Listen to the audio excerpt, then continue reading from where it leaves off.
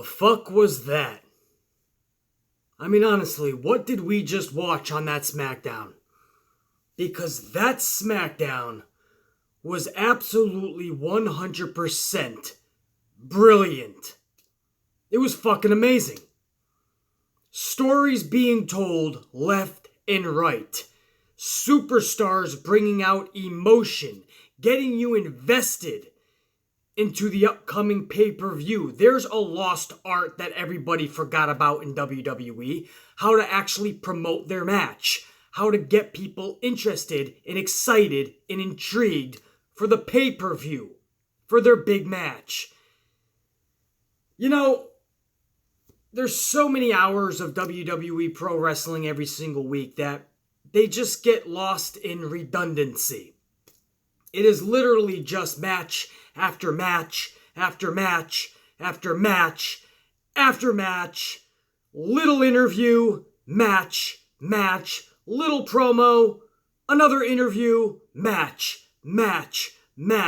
interview, match, promo, match, interview, match, promo, interview, match, interview, promo, match. You get the point, right? It's redundant as fuck. There is nothing at all that breaks away from that mundanity. Because it's all mundane. All of it. To the point where we are numb by what we are watching. 3 hours of Monday Night Raw will show you that every single Monday. There's no creativity anymore.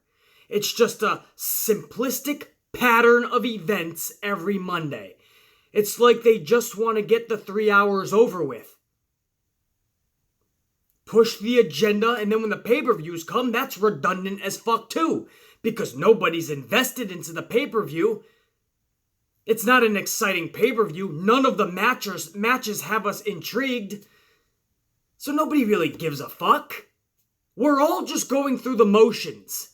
WWE is going through the motions of putting on a show. We're putting on the motions of watching the show as fans. We're just going through motions.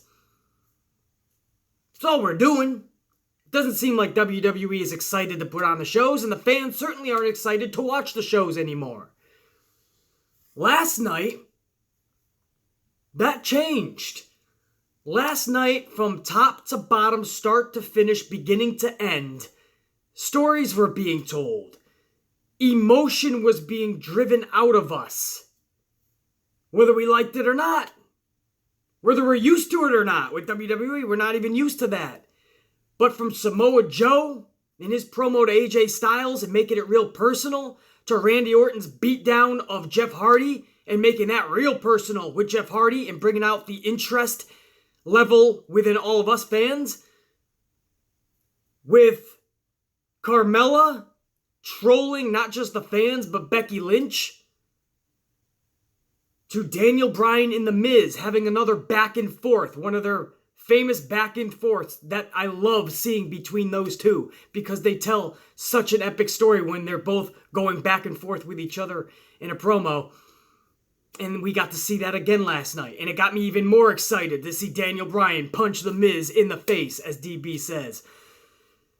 So, you could pick so many spots, so many storylines last night that piqued my interest level, but it was done correctly. It wasn't just done through wrestling. BC, it's a wrestling show. We're supposed to see a lot of wrestling. No, because here's the thing. It doesn't get me excited for the big matches at the pay-per-views. Guys, back in the day, for those of you younger fans or newer fans to pro wrestling, I'm gonna enlighten you on how I grew up watching wrestling.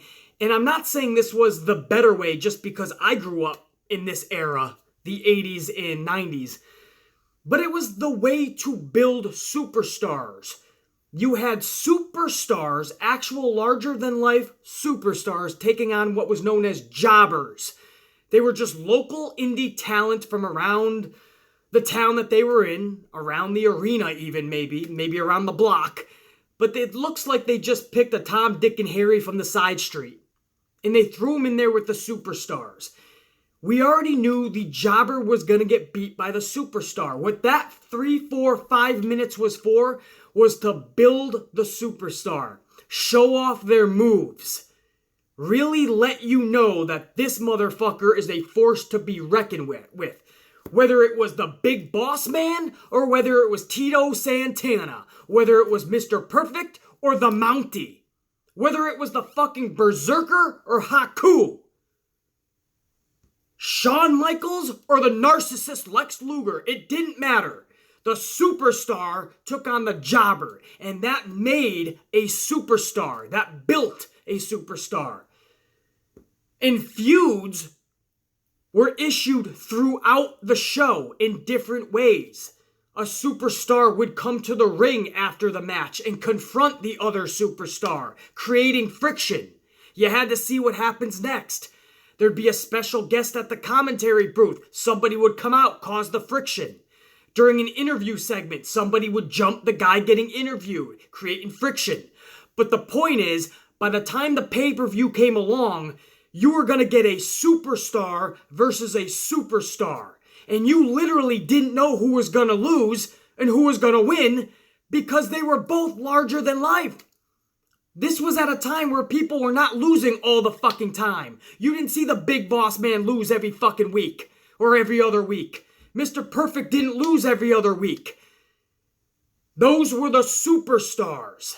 And pay-per-views were only for superstar versus superstar matches. Now, pro wrestling has changed so much, especially over the last 15 to 20 years, that now every single Monday Night Raw, every single SmackDown is a superstar versus a superstar. Every match. Every single match on the card. Superstar versus... So, you can't really build a superstar. Because everybody's losing all the time. It's 50-50 booking all the fucking time. Can't build a superstar. That's one fault, one problem. You can't really build a superstar if you're always losing. Even Roman Reigns, right? One day he's taking a loss to Bobby Lashley, and a few weeks later, coming up at SummerSlam, he's probably going to grab the championship. 50-50 booking, even for their top stars. But you can't build a superstar that way. That's been clearly found out in the last 15 years because they haven't built a superstar. John Cena like the only fucking one, and he was 50-50 cheered and booed. So he wasn't even built the way they wanted to. Roman Reigns is absolutely not being built the way they want to. You can't build a superstar, man. Braun Strowman can't even get to the level that they would like him to get at. That's part in bad booking, but also because he can't be built properly anyway, because Braun Strowman's going to be the same casualty of everyone else. 50-50 booking. But back to my original point, the first main problem in this is that you can't build a superstar when you're constantly having superstar versus superstar on Raw and SmackDown every single match. You can't build a superstar. B, probably most importantly, when the pay-per-view comes along and comes around, nobody gives a fuck. Nobody cares because we've already seen these superstars lose so many times. We've seen them win nonsensical matches so many times. It's much more epic when you get a superstar versus a superstar that you've never seen before. They're both larger than life, and they're going to collide at the pay-per-view. And back in the day, that's how pay-per-views were. You had a superstar versus a superstar. Every single match on the card was fucking gonna be epic. Even the mid-card matches, because it was a superstar and a superstar. I can't drive that point home larger enough, guys, bigger enough than I am. Hopefully I'm getting through to you. Because nowadays, and again, for you younger fans, newer fans of the product, this is all you know. You grew up with just superstar versus superstar. Every match, every Raw, every SmackDown. You can't do that, though. Because it's 50-50 booking and you can't build a superstar when the pay-per-view comes around. What is exciting us? What? We've already seen these superstars probably fight a million fucking times, right? Seth Rollins and Dolph Ziggler are going to go at it at SummerSlam. We've already seen them so many times. Roman Reigns and Brock Lesnar in the main event are going to go at it at SummerSlam. We've already seen them so many fucking times. Carmella is going to take on fucking Charlotte, and Becky Lynch is going to be in there with Charlotte, but we've already seen that so many fucking times. I could keep going on and on about matches we've seen so many times, and it's just on repeat. It's redundancy. We've seen these matches all the time on Raws and SmackDowns so much, and everyone has faced each other so many times that we're seeing it on pay-per-views now. Rematches, repeats. You never used to see this back in the day. They would save those superstar versus superstar matches for the pay-per-views. Those epic matches would be for pay-per-views. Now, pay-per-views are just repeats. Pay-per-views are just Monday Night Raws and SmackDowns. A pay-per-view now is just a Raw and SmackDown super show. That's all it is. And I use the word super show very loosely. If I had it my way, and this might be an unpopular opinion, but just following the business for over 30 years and seeing its ebbs and flows, if I had it my way, Raw and SmackDown, the bulk of each show would be superstar versus jobber. The jobbers lose, the superstars get built, and feuds and storylines get created around the superstar versus jobber matches. Just like they used to do back in those 80s and 90s with superstars of wrestling. That's how I would do it. And a couple of times during each show, you have a superstar versus superstar match. I'm cool with that, absolutely. And if you do superstar versus jobber majorly throughout SmackDown and Raw, that one or two superstar versus superstar match that you're going to have on each show, that's going to be even more special. Your main event on that show, you're going to have to tune in for. Everybody wins if you do that type of booking. Superstar versus jobber. That's an important side rant for me to go on, guys, because it leads into last night's SmackDown. We had about 3 matches on that whole show. I don't know if you guys noticed because it was such a kick-ass SmackDown. You had 2 women's matches and a badass tag team match. That was it. That was the wrestling last night.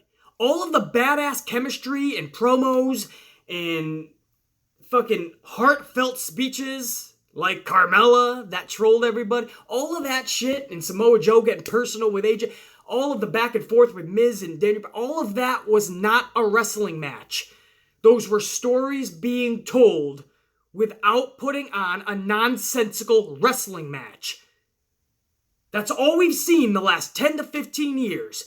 When there's a feud coming up for a pay-per-view, we're just going to put everybody in a different type of a schmaz match. If it's a one-on-one, we're going to give them a tag team partner. They're going to be in a tag team match. Then we'll put them in a triple threat match. Then we'll put them in a match and then just have the rematch at the pay. Every fucking which way you could think of. They're always putting these motherfuckers in the ring for a wrestling match, and they expect us to get interested and invested in the pay-per-view by watching them perform. Wrestling-wise. No. I don't need to see a story being built that way. The wrestling should be the ultimate payoff. First, you have to build the story. WWE had it ass backwards the last decade plus. They tried to tell the story through the wrestling itself to get to the actual payoff of the story at the pay-per-view. I'm hoping that this makes sense. But guys, you can't do that. You have to actually build the story. Last night's SmackDown did that beautifully. The writing staff must have gotten together and said, listen, we're a few weeks away from SummerSlam. How can we get emotion from our audience? How can we actually build stories, man? We put the same motherfuckers in the ring every week. It's not working. So they got creative, and they actually wrote some damn good promos. Some good stories were told, and they said, let's try it a different way. We'll give them 3 fucking matches, and we'll do a lot more on the microphone, and we'll try to get that emotion out. And it worked beautifully. Because that was a kick-ass show last night. And what am I talking about? It worked beautifully outside of just the wrestling. Let's start right from the top with Carmella, Becky Lynch, and Charlotte, this whole storyline, right? SmackDown starts with Renee Young in the ring with Becky Lynch. And Becky Lynch is giving a heartfelt speech about how important it is to win that women's championship at SummerSlam, what it means for her and what it means to show the love back to her fans and what it means to be champion going into Evolution. This brings out Carmella, and Carmella has a heartfelt speech of her own. Carmella's talking about how she pretty much envies Becky Lynch. Becky Lynch was way up here in NXT, and Carmella was just really a valet. Just a talking piece. Nobody took her serious in NXT. In the draft over to SmackDown, Becky Lynch #1, Carmella was dead last. Becky Lynch was always giving advice to Carmella. Carmella never giving advice to Becky Lynch. It wasn't the other way around. Carmella always looking up, basically, to Becky Lynch. And when she got the championship, nobody thought she deserved it, Carmella was saying. Carmella had a tear in her eye. Carmella said she gets badgered on social media. Nobody accepts her. And nobody thinks she deserves that championship. A lot of people feel that is absolutely true, by the way. But you felt the pain and agony in her voice, the tear in her eye. She said legends even go on social media and ask for her to just go away. Carmella was giving this heartfelt speech how much she gets abused on social media and people not thinking she deserves it, but they don't know how hard she really works. And she just looks at Becky Lynch and says, you know what? May the best women win Sunday at SummerSlam. Not this Sunday. At SummerSlam, may the best women win. And the best champion will walk out of Brooklyn. And she holds out her hand to shake Becky Lynch's hand. And Becky Lynch is like, absolutely not. I don't trust you. But before Carmella complete her case, James Ellsworth's music hits. We pan over to the Titantron, and sure enough, that's James Ellsworth's fucking music blasting out throughout Tampa, Florida. You have the images of James Ellsworth on the Titantron, his little graphics. But there's no Ellsworth. Becky Lynch is expecting Ellsworth, and that's when Carmella's master plan comes full circle, and Carmella bashes Becky Lynch from behind, takes Becky Lynch out. Becky Lynch drops like a ton of bricks. Carmella goes to get a chair on the outside, picks Becky Lynch up for a DDT on the chair, and this brings out Charlotte Flair. Charlotte Flair comes running down to that ring, and I gotta be honest, wasn't expecting Charlotte Flair. I was thinking maybe she shows up at SummerSlam, because I'm thinking this late to SummerSlam, just a few weeks away, you're not going to put Charlotte in any type of match, right? It's too late. But no, she came running down, and I'm like, all right, they're going to build a little storyline with her and Becky, and it looks like somebody will be going heel at SummerSlam. Because Charlotte saved Becky Lynch, totally kicked the chair out of Carmella's hands, and then I think she took Carmella out. I'm not sure if Carmella escaped. But either way, Charlotte got the best of Carmella. Carmella hightails it up the ramp, and Charlotte's left there to play big sister to Becky Lynch and picks Becky Lynch up, shakes her off, dusts her off. And then, in the backstage segment, Paige tells Charlotte Flair, was it? No, or was it Carmella? Becky, what the fuck? No, Paige told Carmella, that's what it was. Paige told Carmella up front that she's going to have a match later that night with Charlotte Flair, and if Carmella loses, Charlotte Flair is in the SummerSlam match with Becky Lynch and Carmella, and it's going to be a triple threat match. So just like that, the second she arrives, she is going to be put into a championship match.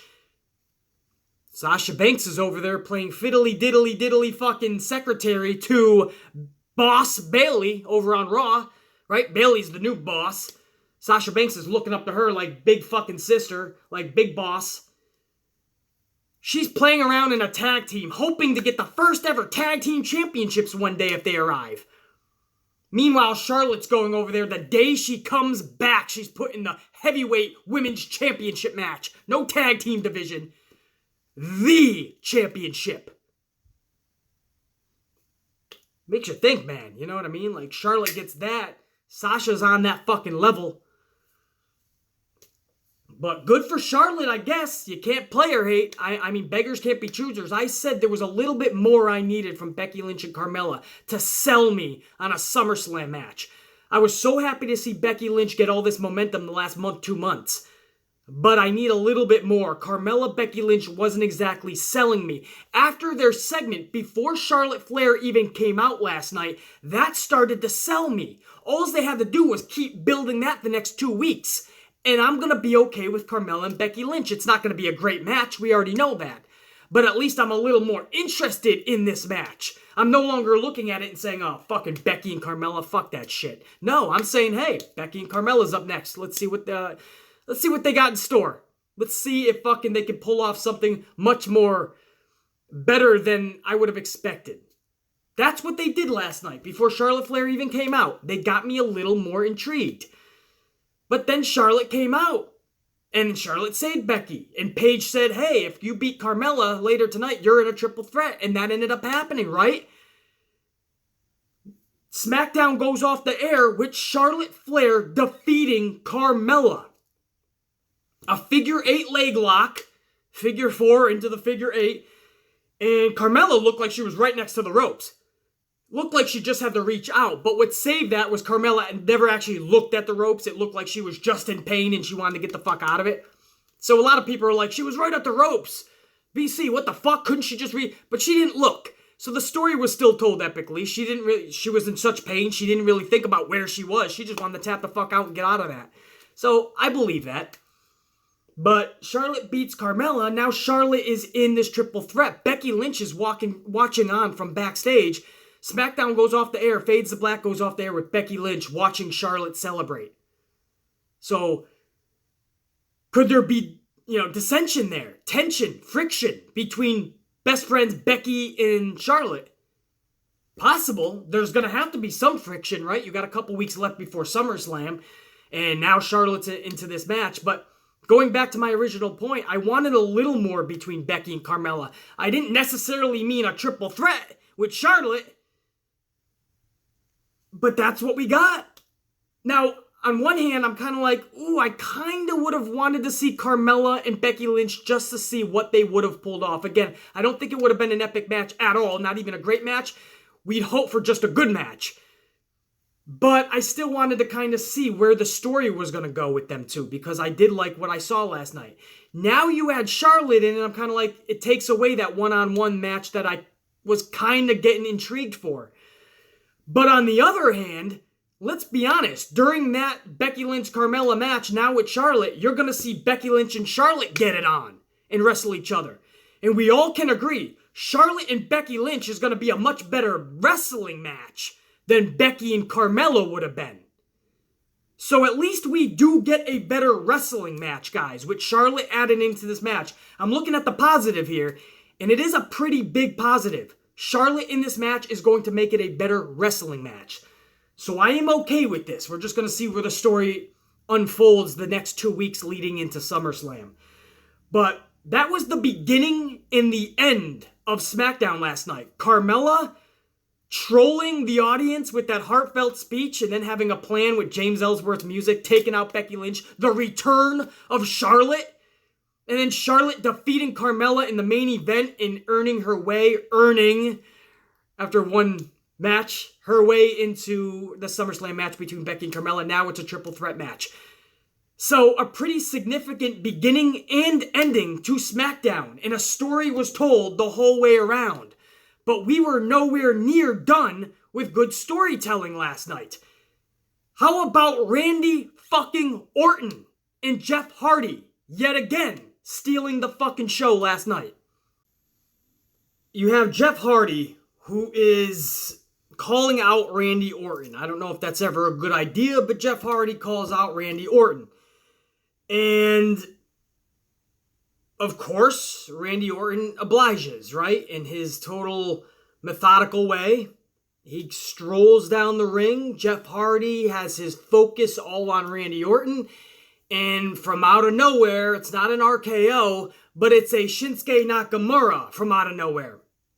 And Nakamura takes out Jeff Hardy, sets him up for a Kinshasa, but before he can apply it, Randy Orton cuts off Nakamura. Randy Orton gets in Nakamura's face like Randy Orton's gonna begin a beat down on Nakamura, but instead, he steps aside and says, "Go ahead. Do it." So Nakamura doesn't waste any more time. Shinsuke absolutely takes Jeff Hardy's head off with a Kinshasa. Hardy's down and out. Randy Orton gets back in Shinsuke's face. Shinsuke kind of strolls back away, rolls underneath the bottom rope, and he hightails it up the rampway. Randy Orton is left there alone with Jeff Hardy, after Jeff Hardy has already been dismantled through Shinsuke's Kinshasa. Now, was that a setup by Randy Orton and Shinsuke? We'll find out next week. It doesn't look like they would be a unit, judging by the way Randy Orton was interacting with Shinsuke. Doesn't look like it was a plan, but kind of hard not to think that way, or kind of hard not to think that that's the way they're going. Because Randy Orton, I mean, that was a pretty good damn setup. Whether it was or not, Jeff Hardy's head was taken off, but that was only the beginning of his problems. Because then Randy Orton gets on him and begins the beatdown for the ages for Jeff Hardy. This son of a bitch, if you thought the last week's or 2 weeks ago, whatever it was, that beating was bad, last night's was 10 times worse, I felt. After getting his head taken off by a Kinshasa, then he gets beaten down inside the ring. Then Orton takes him, he goes underneath the ring. Now we on the outside. You have Jeff Hardy's feet still on the apron, but his head is about to be DDT'd onto the outside mat. And that's exactly what happens. And when the camera picks up Jeff Hardy's head bouncing off that mat, that's exactly what it looked like happened. That DDT looked devastating as fuck, and it looked like Jeff Hardy's head bounced like a basketball off that mat. And even then, Orton wasn't done. Orton takes everything off the commentary booth and throws Jeff Hardy onto the commentary booth and begins to beat down some more. Starts ripping his little fucking arm, whatever that's, the arm bands, whatever the fuck he's got on there, the arm covers. Starts ripping them off, takes his shirt, rips it off, takes his Hardy necklace, rips it off of his neck, takes a bottle of water and a towel, starts just pouring this whole bottle of water all over Hardy's face while like rubbing hardcore too. This fucking towel on his face, all the makeup is being removed from Hardy's face, and Randy Orton just looks. This is what I mean by storytelling. The beatdown is one part of it, right? Now we have to see Jeff Hardy get revenge. But there's such more of an attachment to the storyline. When you listen to Randy Orton's words, when he gets close to Jeff Hardy's ear, the good ear, and he gets in there and he says, you think these people love you. You think you have a connection with these people. There's no connection. And when he's rubbing the face paint off of Jeff Hardy last night, Randy Orton is saying, lowly too, softly into Jeff Hardy's ear, but the camera's picking it up. He says, the Enigma is erased. In other words, it's signifying that the wiping off of the face paint is wiping off the identity of Jeff Hardy. It's those little nuggets of storytelling that make an epic story. I pick up on that shit as a wrestling fan. I love that shit. It's the details within the story that create an epic story. Details. Details. I can't say that word enough. Right, Jonathan Coachman? The word of the hour. The word of the fucking week. The word of the night. Like it's fucking Sesame Street. Wanted to mention that in yesterday's video. Jonathan Coachman, shut the fuck up with your word of the day. Or word of the fucking hour. We're not 4 years old. This isn't Sesame Street. Shut the fuck up. Anyway, that detail that Orton gives in his methodical placement of storytelling is just flawless. Randy Orton was amazing last night. Jeff Hardy, the second week in a row, taking a beating like that, telling his part of the story. So that when we see Hardy get any type of revenge, everybody is going to be ready for that, right? It's going to be well-deserved. It's going to be an ultimate payoff. But Orton's getting so fucking hot and getting so good back in this heel character. Do we have Hardy defeat Randy Orton at SummerSlam? Would they make it a triple threat with Shinsuke and his title on the line?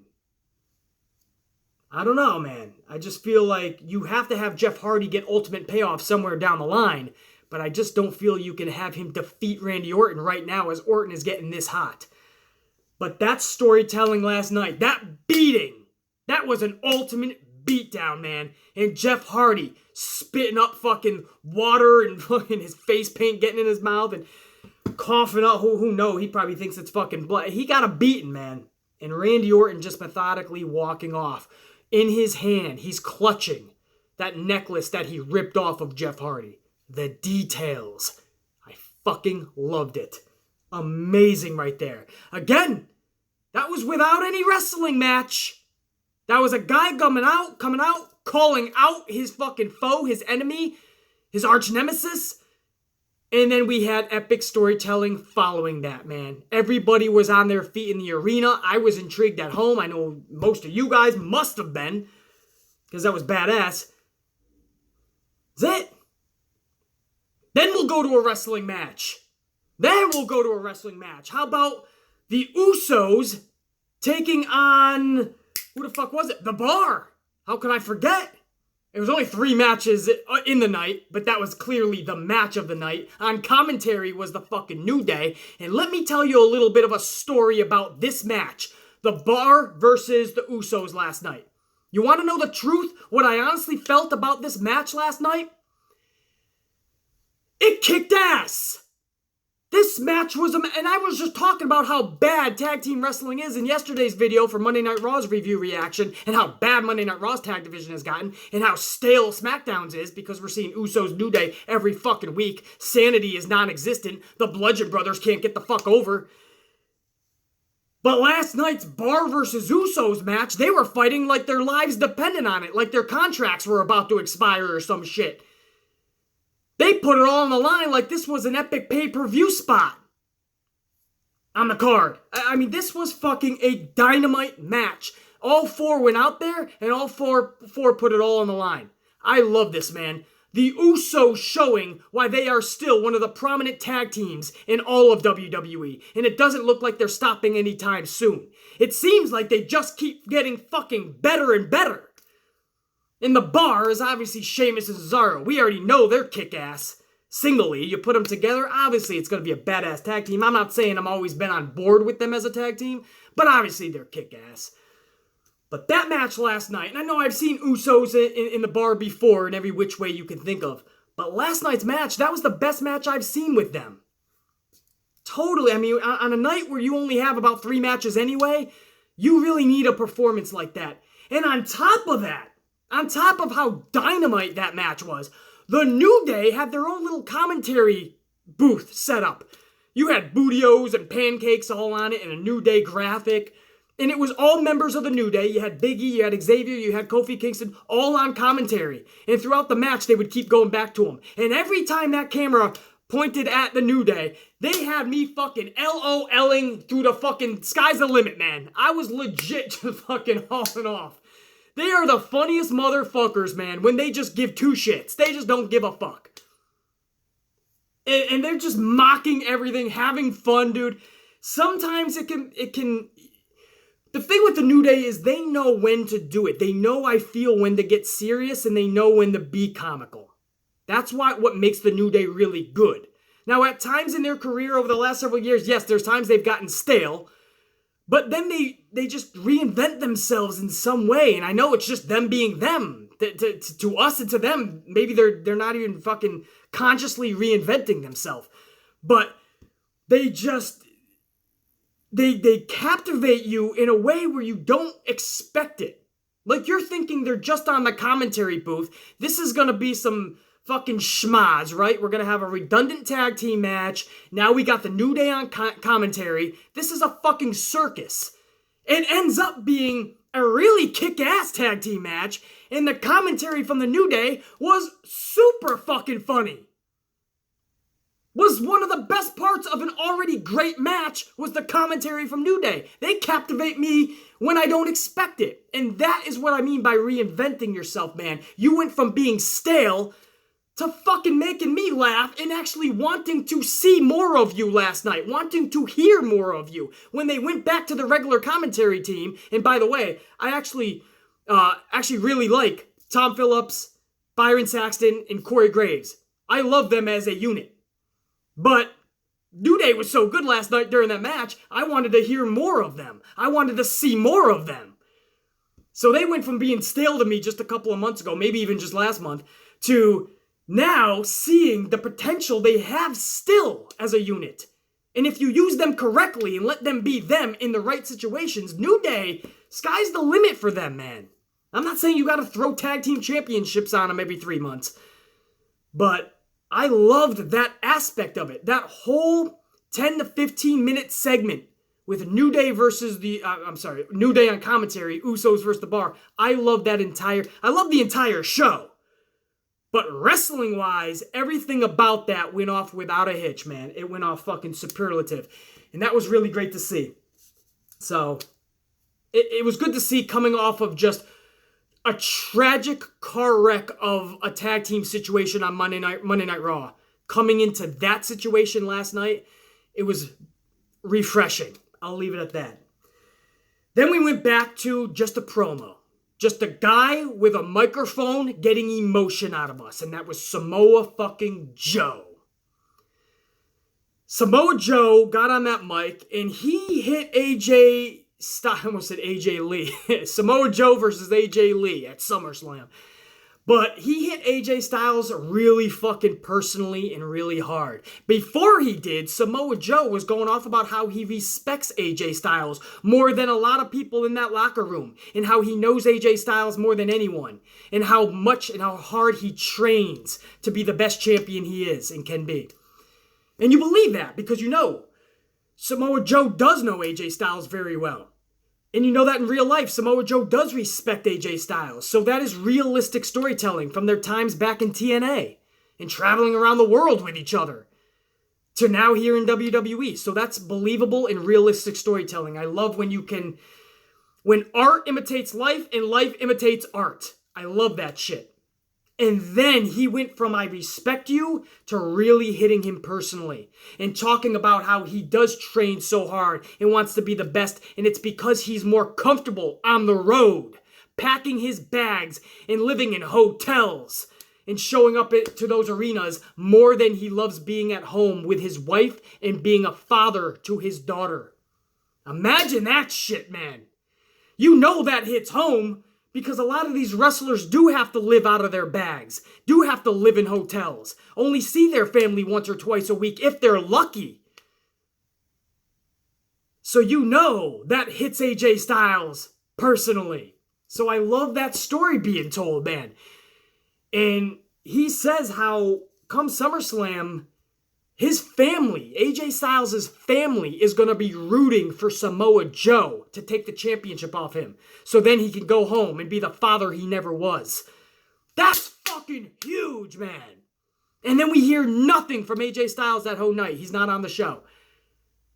So now we have to hear from Styles, man. That was very fucking personal. Samoa Joe has taken something that should have been just a physical matchup between the two in a who's the best type scenario, and he's made this very fucking personal. Now we gotta see the rebuttal from AJ Styles. Now we have to see what happens next. Stories being told the right way. There's a concept we don't see a lot in WWE. Fucking love that shit, man. Absolutely. Let's go back to another match. Who would have thought this one? Who would have wanted to see it, right? But it kind of intrigued me a little when I heard about it. And this was Lana versus Zelena Vega. Can't make that shit up. Zelena Vega versus Lana. Your first thought is to say, what the fuck trash is this? But then you kind of think, actually, they're about at the same skill level. This is kind of even. Like, Zelena is just a fucking business manager for Almas. And Lana is really, we still think of her as a manager for Rusev, right? She's just really starting her wrestling career. So it's kind of even. And when they get in the ring, even is only their skill level. Their skill level is the only thing that's even. Because when it comes to height, you got Lana, who's I believe billed as 5'7", and I believe Zelena Vega is billed at 4'11". I believe that's the case. If you Google Zelena Vega, I believe she's billed her height at 4'11". 4 feet! How many wrestlers you know are 4'11"? And you see that size difference. I'm like, whoa, Zelena, I never knew she was that fucking short. But she's a little spitfire, and you saw that in the ring last night, man. There was times in this match where it was like, oh, cringeworthy, but then you saw times where Lana, Stella got her groove last night. Lana found her groove in that match, somewhere around halfway point. If you go back and look at that match, Lana hit her groove. Lana showed you that with some more improvement, this motherfucker could have decent, I'm not saying throw titles on her, but she could have decent matches and even good matches in the future. Lana showed me something last night. I think she needed that match with somebody like Zelena Vega to get confidence. Because she's always in there with people that are so much better than her. Last night, she was the ring general in that match, if you will. I know I'm using ring general a little out of text, but in that match, Lana was calling the shots. That's not something she's used to. It's really good to see, man. And at the end of this, you had Aiden English come out to try to push off Almas from getting involved in their match. But Aiden English really just cost Lana the match. So Vega picks up this huge win. Her first ever fucking victory on SmackDown. First ever match on the main roster. And she celebrates with Almas going up. And Aiden English has his hands over his head like, what did I do? Like Undertaker guy. Hand on his head, shock. Like, what happened?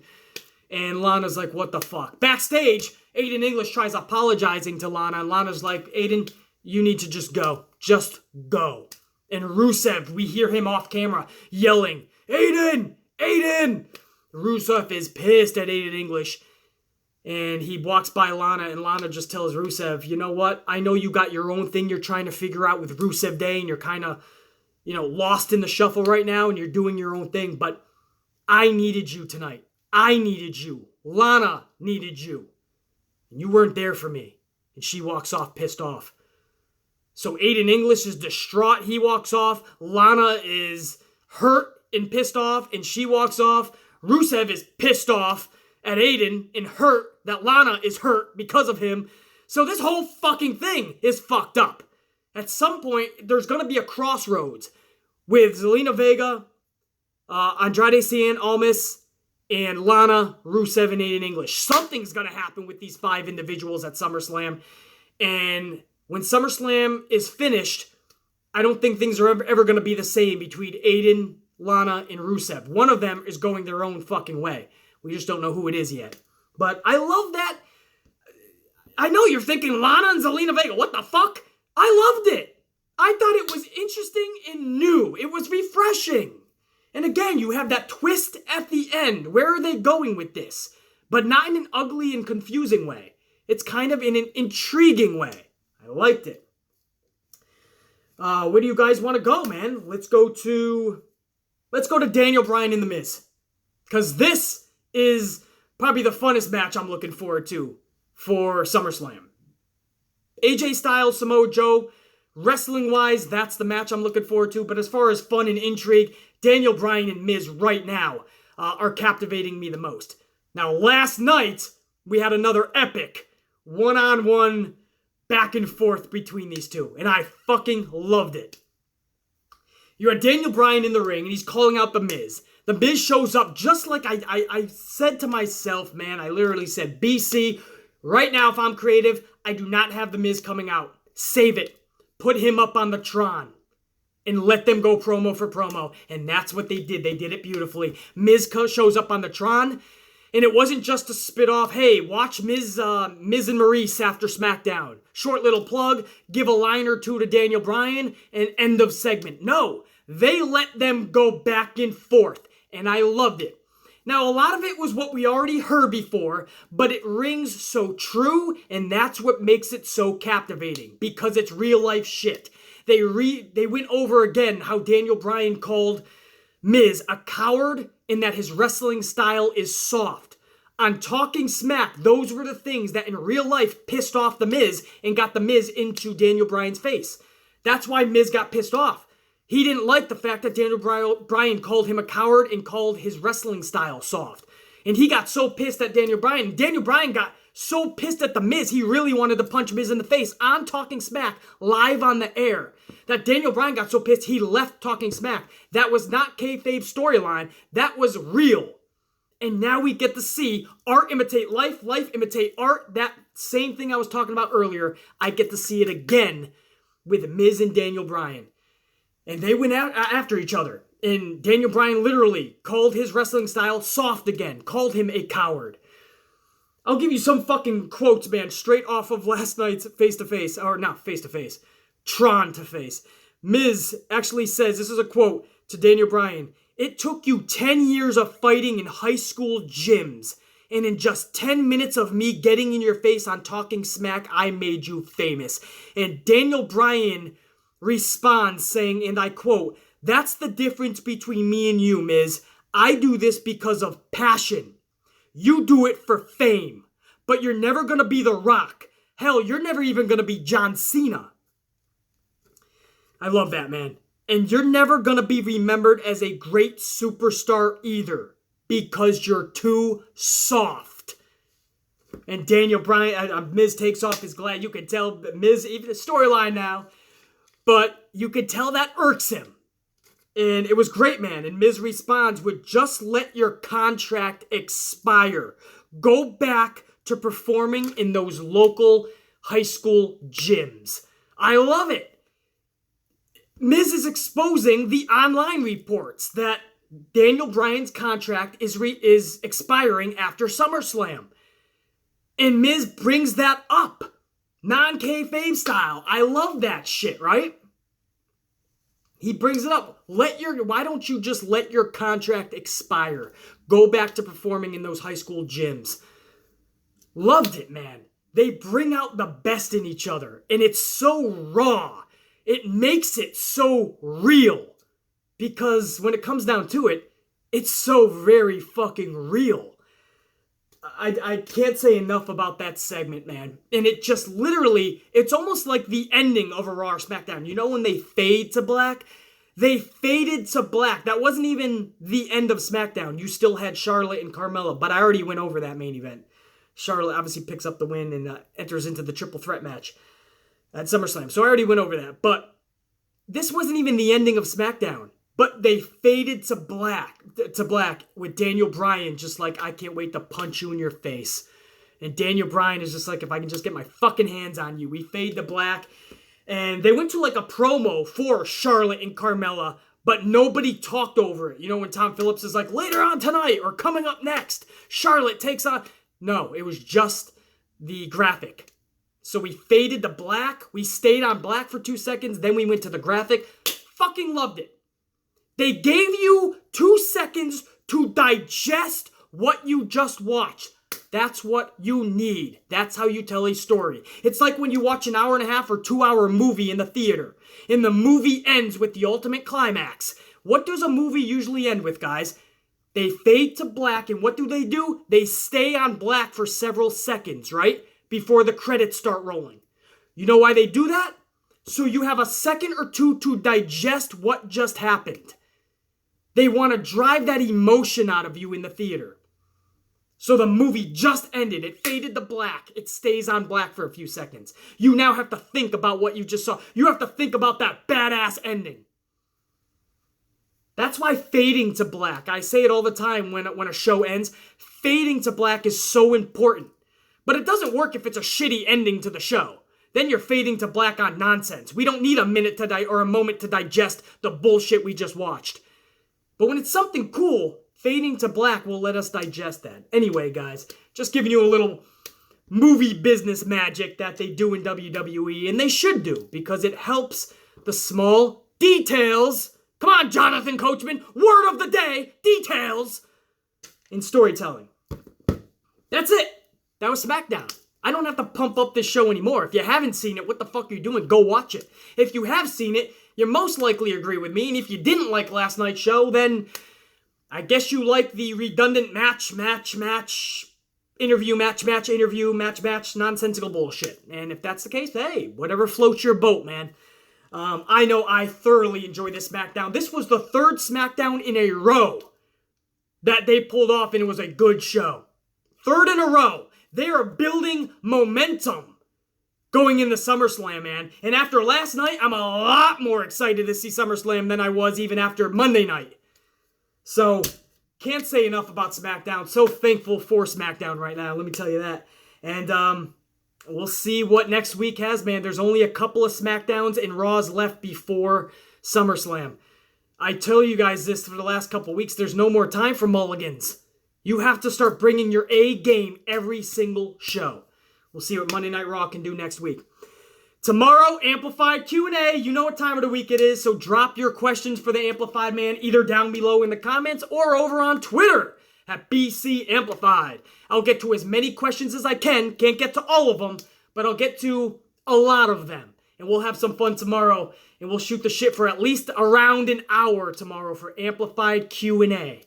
So can't wait to do that video for you guys tomorrow. For now, giant size, amplified size coffees, and a lot of ass whoopings. The Amplified Man is so thankful to have all of you guys tuning in every time I put out a video. Honestly, for all you motherfuckers, yeah, nothing but love and respect, and I mean that, and because I know you guys give it right back to me, and I want to make sure that you know it is given right back to all of you. Go out and kick the rest of Wednesday's ass. Do me that favor, will you? Honestly, take Wednesday, grab it, and beat the fuck out of it. Like Randy Orton just did to Jeff Hardy. Just beat the shit out. Only don't be pulling on life's ears. Don't be pulling on Wednesday's ears, alright? Fucking, that's, alright, I'm losing it. Amplified Man's cashing the fuck. For now, check you later.